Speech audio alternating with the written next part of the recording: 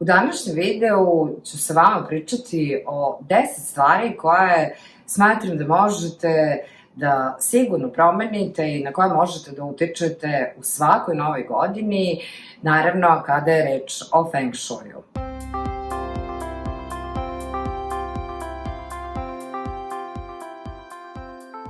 U današnjem videu ću sa vama podeliti 10 ideja o tome šta možete da promenite u svom životu i u svom okruženju u toku svake nove godine koja je pred vama. Naravno, postoje i druge stvari koje možete da promenite, ali mislim da su ove nekako najinteresantnije. Ako vas ovo zanima, ostanite naravno sa mnom, jer ću vam sada malo detaljnije sve ovo objasniti. U životu, naravno, svi mi polazimo od toga kakvo je zdravlje porodice u kojoj živimo. Trudimo se da obezbedimo uslove, dobru hranu, odmor, osmeh i tako dalje i tako dalje.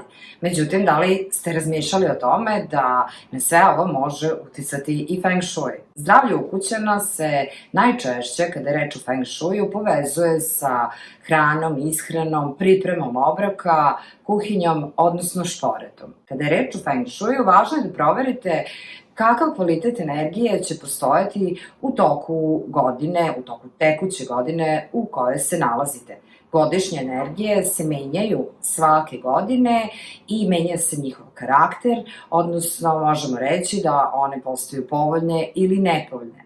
Zato je važno, recimo, pogledati kako one utiču na zdravlje ukućana, odnosno kako utiču na vaš štednjak. Na ovom primjeru sada možete videti jedan od slučaja kada energije mogu loše uticati na zdravlje svih ukućana, pa ako je to vaš slučaj, naravno potrudite se da ovo izbegnete.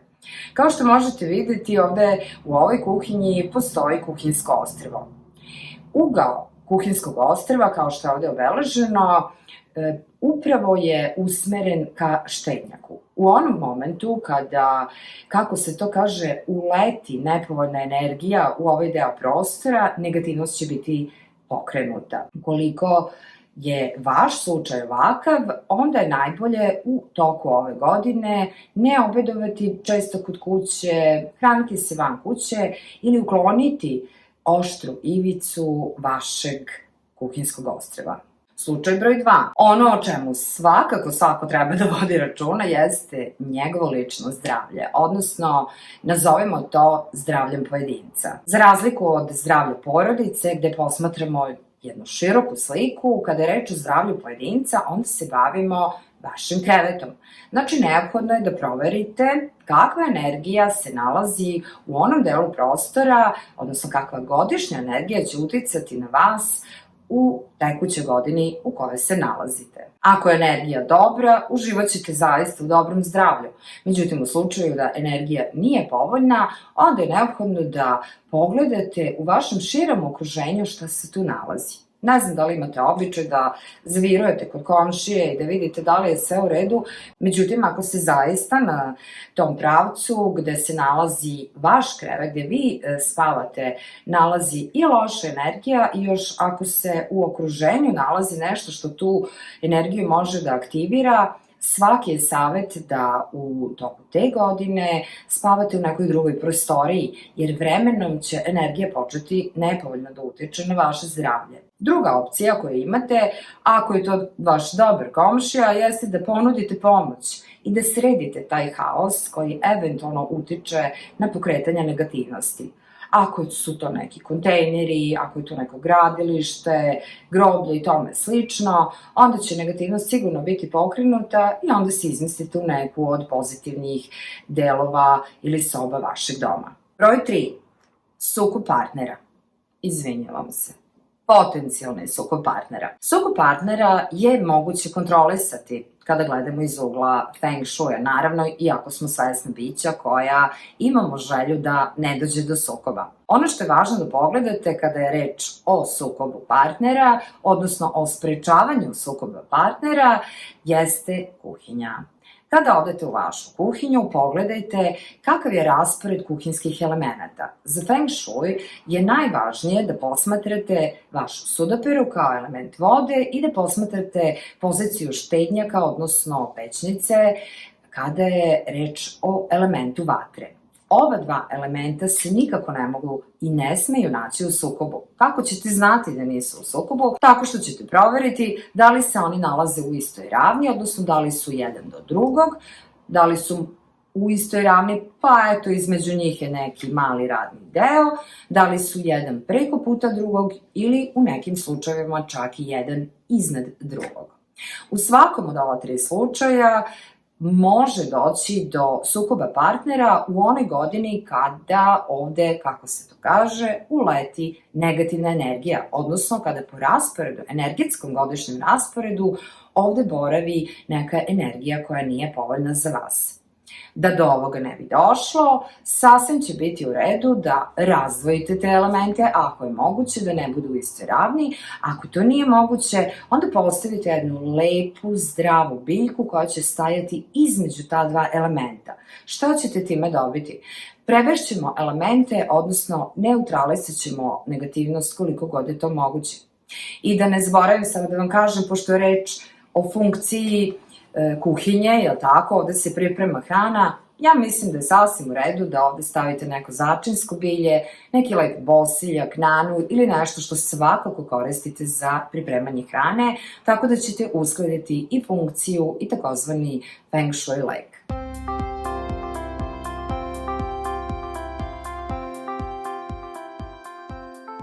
Broj 4. Jedna od tema koju svi jako vole, a to je novac. Novac možemo posmatrati na različite načine kada je reč o feng shuiju, ali ono što važi za sve jeste da svako od nas ima svoju palatu kreacije i novca. To je jedan deo prostora u vašem domu ili u vašem poslovnom prostoru koji direktno utiče na to koliko ćete vi imati kapaciteta i potencijala da se realizujete i zaradite novac, jel tako, jer vas novac i zanima. Ovo mogu reći da pripada više nekom pro levelu i da se još bolje može kontrolisati kada vi sve ovo, odnosno i godišnju energiju i pozicije i tako dalje, posmatrate zajedno sa mesečnom promenom energije. Zašto? Može se dogoditi da vi imate zaista odličan potencijal ove godine, da možete da zaradite veliku sumu novca, međutim, mesečnim promenama menja se karakteristika načina te zarade. Može se dogoditi da uleti neka energija koja naprosto donosi negativce u vaš život, koja će vam napraviti problematične situacije. Da, vi ćete zarađivati i dalje, međutim, u čemu se radi? Problem je u tome što može da se dogodi da upravo način na koji ćete vi zarađivati ili ljudi sa kojima sarađujete ili putem kojih dolazite do zarade budu neki ljudi van zakona, van moralne vertikale, koji nemaju etiku i tako dalje i onda način na koji vi zarađujete postaje naporan, zamoran, problematičan i tako dalje. Iz tog razloga je važno praviti feng shui strategiju ne samo na godišnjem nivou, nego i na mesečnom nivou i u potpunosti kontrolisati situaciju. U tome može naravno da pomogne i date selection, odnosno odabir datuma, a to znači da svakog dana znate kakvu vrstu energije, odnosno povoljnosti možete očekivati i da u skladu sa tim određujete aktivnosti godinu dana unapred, mesec dana unapred, jedan dan unapred, stvar vašeg ukusa i vaše potrebe. Broj 5. Popularnost. Ono što se nekada smatralo nepristojnim ponašanjem, danas se smatra nečim što naprosto morate da uradite ako mislite da opstanete na sceni. Bilo kojoj sceni. Znači, nije samo reč o poslu, nije samo reč o stvaranju novca, prijateljstva i tako dalje, nego i u partnerskom odnosu i zapravo svemu što možete da dotaknete. To ne znači da vi ovo morate da uradite, možda vi i dalje možete na jedan fin, plemenit i skroman način da postignete neki uspeh. Međutim, danas se više to ne smatra negativnom karakteristikom i zato smatram da je popularnost sasvim u redu pokrenuti kada je to deo vašeg cilja, odnosno kada je to jedan od koraka ka vašem cilju. Ovo posebno može biti interesantno svima onima koji se možda bave internetom, odnosno koji rade nešto na internetu, koji distribuiraju, pišu kontente, copywriting i tako dalje i kojima popularnost jeste važna. Naravno, ne treba ni da kažem, poznate ličnosti, glumci, pevači i tako dalje. Ako ste neko od ovih ljudi, onda je ova tema upravo za vas. Što je važno reći kod popularnosti i godišnje energije koja može da vam, kako se to kaže, da veter u leđa i da vas obase svim reflektorima ovoga sveta. Veoma je važno da i ovde ispoštujete pro level, odnosno da obratite pažnju kakav je kvalitet te popularnosti.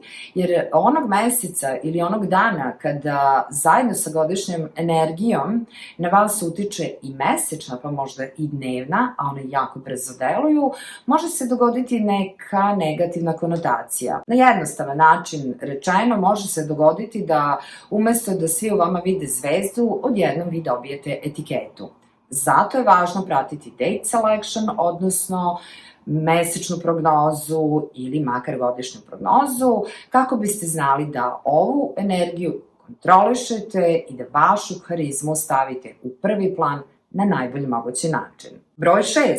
Pronađi partnera. Neki od vas možda zanima da pronađu partnera. Možda je stiglo to vreme kada ste se zasitili izlazaka, šala, da ne kažem čega sve, i sada želite da organizujete jednu lepu, stabilnu i dugu vezu koja će se možda na kraju pretvoriti i u brak. Ako imate ovakvu aspiraciju, ako želite ovako nešto, onda Feng Shui takođe može da vam pomogne tako što se aktiviraju energije koje su usmerene ka ovom aspektu vašeg života. Međutim, čak i kada pročitate u nekom od mojih priručnika koje pišem svake godine ili ako učestvujete u kursu, znači vi uzmete, aktivirate te energije, privučete partnera i sad nešto stalno smeta. Može se dogoditi da uz sav taj vaš trud koji imate, lickate se, doterujete se, izlazite, slatke reči, pišete poruke, radite sve što treba, znači uključujete svoju aktivnost, a opet nešto ne funkcioniše. U tom slučaju je veoma važno da proverite stanje vašeg kreveta. Šta to znači? To znači da je neophodno da obezbedite da vašem krevetu može da se priđe i sa leve i sa desne strane. To znači da vi na taj način otvarate put, odnosno pravite prostor za vašeg partnera da može da uđe u vaš život.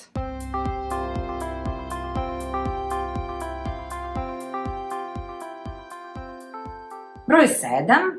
Pomoć mentora ili plemenitih ljudi. Ova tema može biti interesantna pre svega đacima ili studentima, međutim svima nama u životu pomoć itekako zna da bude potrebna, a i dobro dođe u krajnjem slučaju. Zašto biste se mučili u nečemu ako postoji čovek koji može da vam pomogne i da vam otvori neka vrata?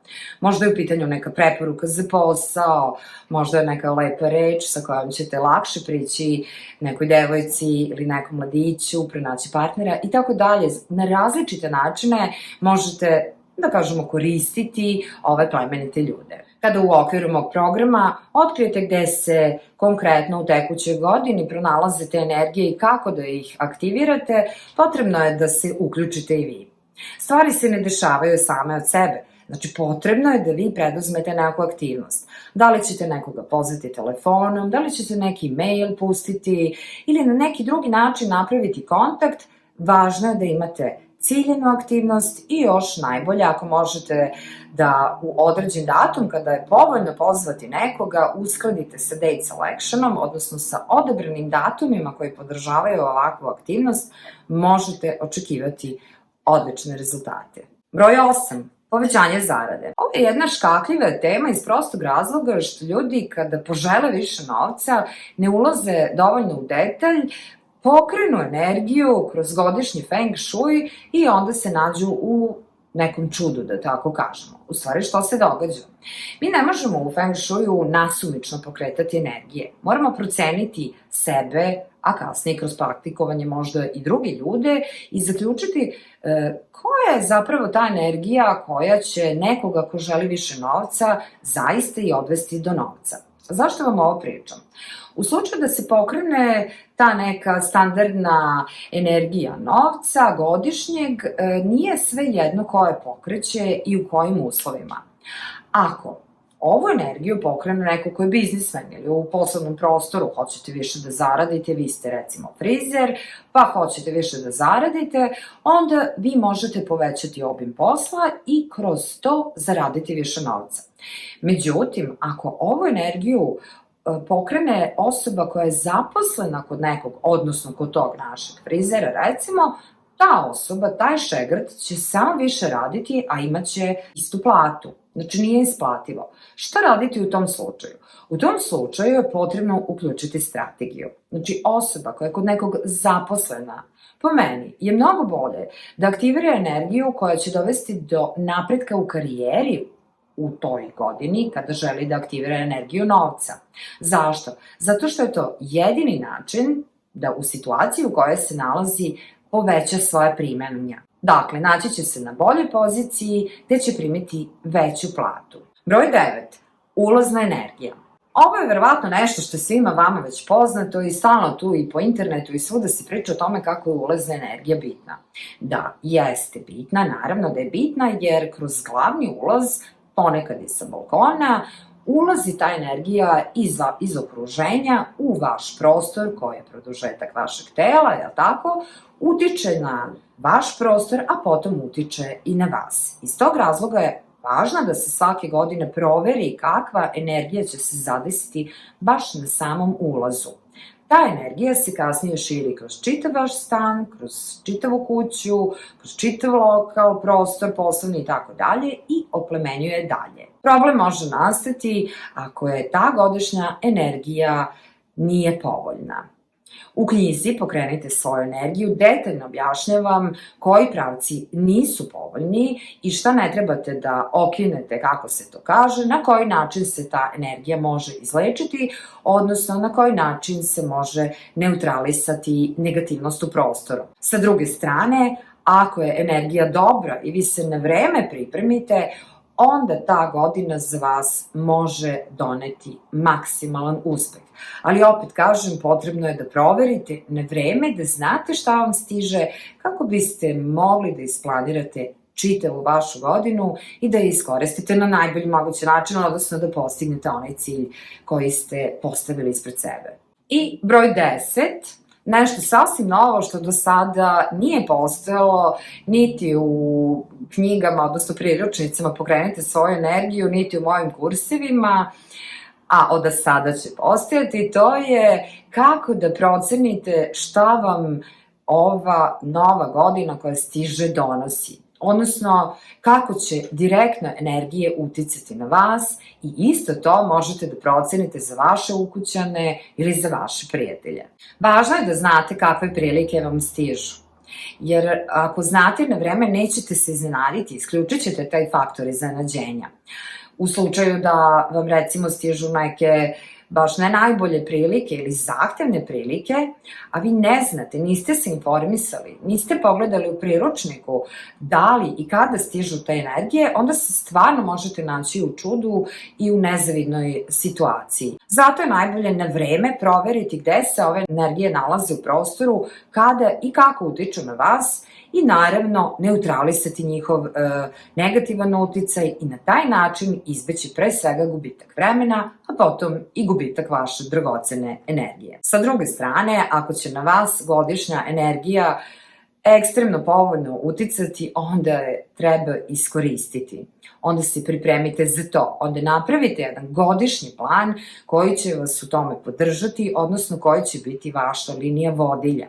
Sve što treba je da ispratite godišnju, mesečnu, pa čak i dnevnu energiju, odnosno njihov karakter, da organizujete vaše aktivnosti upravo tako da one ostvare vaš cilj. Dakle, nije dovoljno postreliti žabe, slonove, jel tako, nego je potrebno da se kontroliše energija, da se povežete sa njom, da dobre energije aktivirate, a da nepovoljne stavite pod kontrolu i naravno, nakon svega toga, da preduzmete nešto, da krenete u aktivnost i da budete pobednik ove godine.